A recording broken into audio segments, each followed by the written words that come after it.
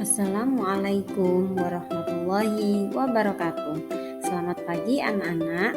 Hari ini kita akan membahas tema 5 ekosistem, subtema 2 hubungan antar makhluk hidup dalam ekosistem di pembelajaran 5.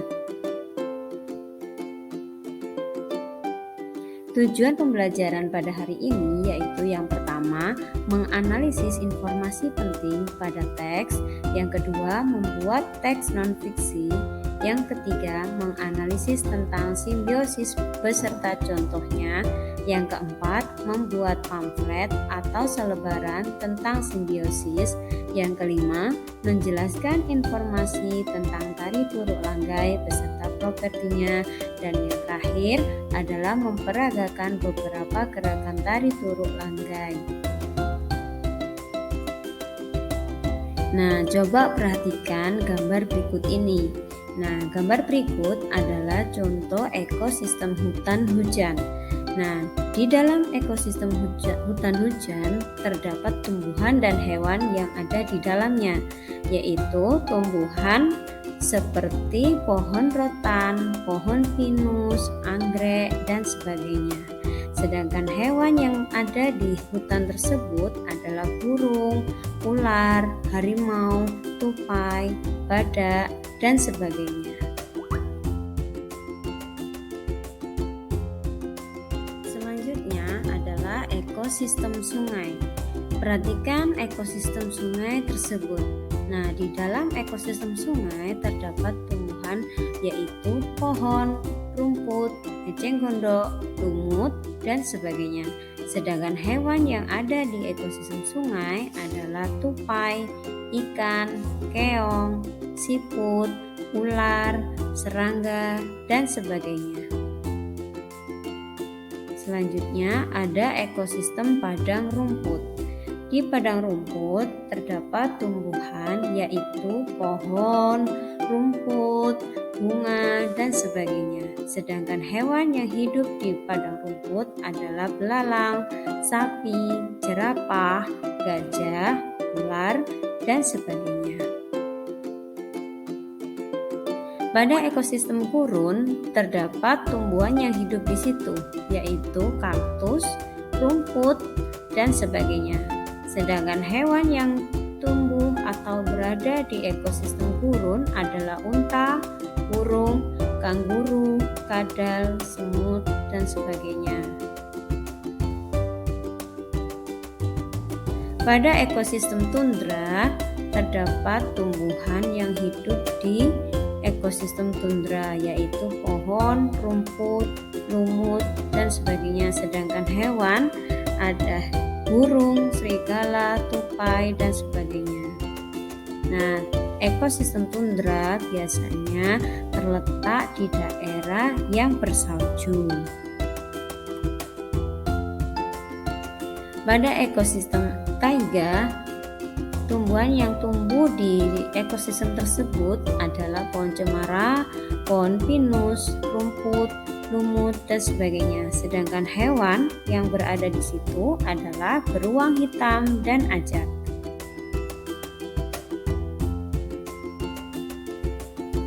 Jika diperhatikan pada masing-masing ekosistem, tumbuhan dan hewan akan saling bergantung satu sama lain dengan yang lainnya.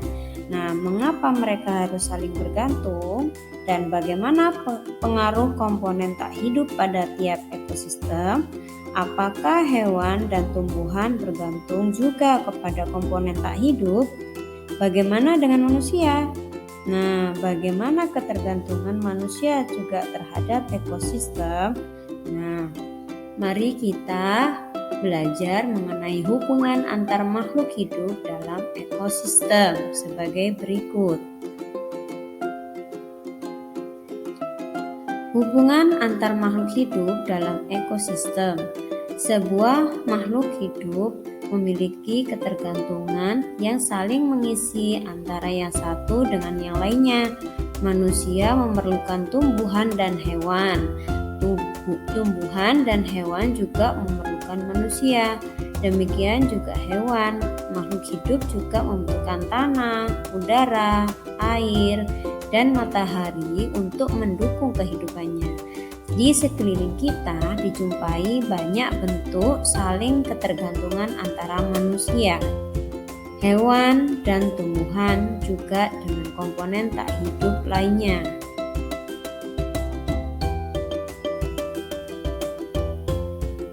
Di dunia terdapat berbagai jenis ekosistem, baik ekosistem air maupun ekosistem darat. Di dalam ekosistem terjadi interaksi atau hubungan yang saling membutuhkan antar makhluk hidup dan antara makhluk hidup dengan komponen tak hidup. Perhatikan rantai makanan berikut. Pada tumbuhan atau rumput disebut sebagai produsen yang dipengaruhi oleh matahari dan air sehingga rumput bisa tumbuh dengan baik. Nah, jika rumput sudah tumbuh dengan baik, maka rumput tersebut akan dimakan oleh belalang yang menjadi konsumen satu. Jika belalang sudah besar ataupun sudah banyak, maka belalang akan dimakan oleh katak yang menjadi konsumen dua. Dan jika katak itu banyak, maka ular juga akan meningkat untuk memakan katak tersebut yang menjadi konsumen tiga. Sedangkan ular akan dimakan oleh elang yang menjadi konsumen 4. Kalau elang akan menjadi pengurai atau jamur, ya. Pada rantai makanan terjadi proses memakan dan dimakan oleh berbagai makhluk hidup yang ada pada sebuah ekosistem. Pada gambar di atas terlihat tumbuhan hijau menghasilkan makanan yang akan dikonsumsi oleh hewan konsumen tingkat pertama. Lalu hewan konsumen tingkat pertama dimakan oleh hewan konsumen tingkat kedua. Begitu seterusnya hingga hewan tingkat tertinggi mati dan diuraikan oleh pengurai. Selain kebergantungan makhluk hidup melalui rantai makanan tersebut, banyak makhluk hidup lain yang berhubungan dengan cara yang khas. Hubungan dua makhluk hidup yang berbeda dan sangat erat kaitannya disebut sebagai simbiosis. Simbiosis dapat dibedakan menjadi 3, yaitu mutualisme, komensalisme, dan parasitisme. Simbiosis mutualisme adalah hubungan dua makhluk hidup yang saling menguntungkan. Contohnya terjadi pada hubungan kerbau dengan burung jalak. Kemudian simbiosis komensalisme adalah hubungan dua makhluk hidup yang menguntungkan salah satu pihak, sedangkan pihak lain tidak dirugikan juga tidak diuntungkan. Contohnya ada pada hubungan anggrek dengan pohon yang ditumpanginya. Dan yang ketiga adalah simbiosis parasitisme. Hubungan dua makhluk hidup yang satu mendapatkan keuntungan dan satunya lagi mendapatkan kerugian. Contohnya adalah pada hubungan pohon mangga dengan benalu. Benalu tumbuh subur sedangkan pohon mangga menjadi kurus. Itulah ketiga dari hubungan makhluk hidup yang berbeda dan sangat erat kaitannya. Untuk selanjutnya kita akan belajar mengenai pamflet atau selebaran. Pamflet adalah tulisan yang dapat disertai dengan gambar atau tidak yang dicantumkan pada selembar kertas di satu permukaan atau pada kedua permukaan. Dan jika dilipat atau dipotong setengah, sepertiga, atau bahkan seperempatnya akan terlihat lebih kecil atau dapat disebut dengan selebaran. Cara membuat pamflet atau selebaran yaitu kumpulkan semua informasi yang kamu perlukan untuk pamflet atau selebaran. Yang pertama harus membuat definisi dari tiap-tiap jenis simbiosis. Yang kedua, cari contoh dari tiap-tiap simbiosis dan penjelasannya. Dan yang ketiga adalah gambar dari contoh tiap-tiap jenis simbiosis. Nah, berikut ini adalah contoh pamflet atau selebaran. Nah, di dalam pamflet sendiri penggunaan gambar tidak wajib disertakan ya. Gambar hanya dijadikan tambahan untuk menarik minat orang-orang dengan pamflet yang diberikan. Pamflet pendidikan berisi informasi-informasi yang berhubungan dengan dunia pendidikan seperti acara seminar, lomba akademik, dan lainnya. Nah, perhatikan ya contoh pamflet berikut. Ada simbiosis mutualisme, komensalisme, dan parasitisme. Nah, di pamflet tersebut dijelaskan penjelasannya mengenai masing-masing simbiosis, kemudian disertakan juga contoh dari simbiosis dan kemudian hubungannya antara makhluk hidupnya. Jadi ini selebaran ini dibagi menjadi 3 ya. Nanti anak-anak bisa mengerjakannya seperti contoh.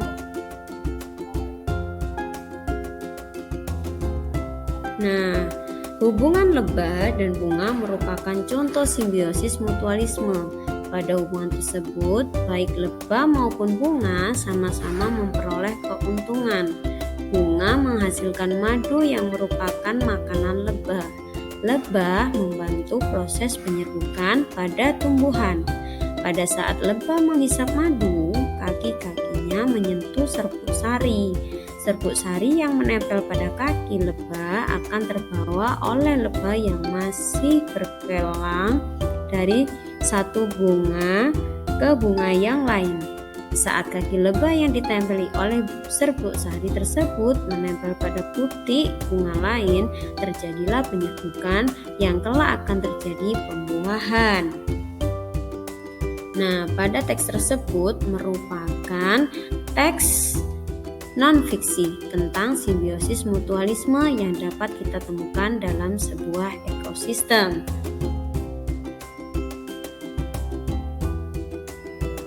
Alam memang luar biasa ya Lan. Bayangkan saja di alam terdapat bermacam-macam interaksi antar makhluk hidup yang terdapat di alam. Betul Ben, demikian luar biasanya alam ini. Tak jarang manusia menjadikan alam sebagai sumber inspirasi dalam sebuah karya seni, misalnya tarian. Kebanyakan tarian tradisional kita memang mengambil alam sebagai sumber inspirasinya. Aku menemukan artikel tentang satu tarian yang berasal dari Mentawai, Sumatera Barat. Menarik sekali untuk disimak. Kita baca yuk. Alam dalam tarian. Alam tidak dapat dipisahkan dari kehidupan masyarakat suku Mentawai yang tinggal di Pulau Nias, Sumatera Utara. Selain menjadi sumber kehidupan, alam memberikan inspirasi seni. Alam sebagai inspirasi seni dapat dilihat dari tarian tradisional mereka yang diberi nama Turuk Langgai. Dalam tarian ini, penari menirukan aneka gerakan hewan seperti unggas, kelinci, dan monyet. Tarian ini biasanya ditarikan dengan penutupan prosesi pengobatan yang dilakukan oleh ahli pengobatan tradisional suku Mentawai. Tujuan tari ini adalah memberikan penghiburan kepada si sakit agar segera sembuh. Tarian ini ditarikan oleh beberapa sikere, seorang ahli pengobatan yang memimpin upacara ini. Sikere mengenakan hiasan kepala berupa manik-manik dan bulu unggas dan juga memegang dedaunan. Beberapa dedaunan diselipkan di bagian belakang tubuhnya untuk menyerupai ekor. Dengan diiringi tutdukat, gendang tradisional sikere lalu berjingkat-jingkat sambil membungkukkan badan. Kepalanya menengadah ke atas sambil mengepakkan daun di tangannya. Kakinya menghentak papan lantai, menghasilkan suara ritmis yang teratur. Keduanya berputar-putar keliling, terkadang saling mengejar ataupun berjajar berhadapan. Lengkingan keluar dari mulut si kere. Dalam temaram lampu petromak, bayangan para si kere yang menari jatuh di dinding tampak hidup seperti dua ekor burung menari di dalam alam bebas. Usai menarikan gerakan unggas, si kere kemudian memulai gerakan yang lain. Ia melompat tinggi dan terlihat lincah bagaikan seekor kelinci.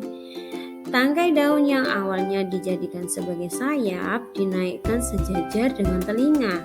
Gerakannya pun terlihat menarik, bagaikan seekor kelinci yang berlari menghindari kejaran pemangsa. Nah, dari penjelasan tersebut kita bisa menentukan properti tari yang digunakan. Ya, properti tari yang digunakan pada tari Turuk Langgai adalah dedaunan dan bulu unggas.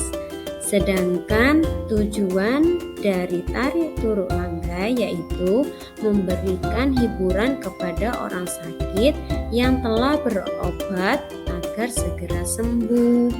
Dan gerakan yang dilakukan pada tari Turuk Langgai adalah yang pertama, membungkukkan badan sambil berjingkat-jingkat, menengadah kepala ke atas sambil mengepakkan daun, menghentakkan kaki ke lantai, berputar-putar berkeliling yang terkadang saling mengejar atau berjajar berhadapan.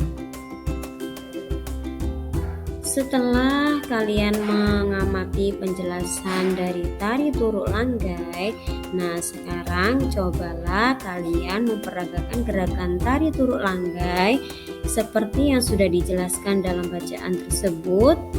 Dan kalian juga bisa melakukan dengan beberapa gerakan hewan lain seperti monyet atau ular. Kemudian nanti gunakan properti tari yang berasal dari alam sebagaimana yang terdapat dalam tari Turuk Langgai seperti dedaunan atau bulu-bulu angsa. Dan kemudian lakukanlah tarian tersebut secara berkelompok ya. Gunakan alat musik sederhana yang kamu bisa atau yang kamu temukan di kelas. Pastikan semua gerakan memiliki ketukan yang sama. Selamat berlatih dan selamat mencoba. Nah, adik-adik, anak-anak, terima kasih atas perhatiannya. Semoga materi kali ini atau pembelajaran kali ini bisa bermanfaat. Saya akhiri, wassalamualaikum warahmatullahi wabarakatuh.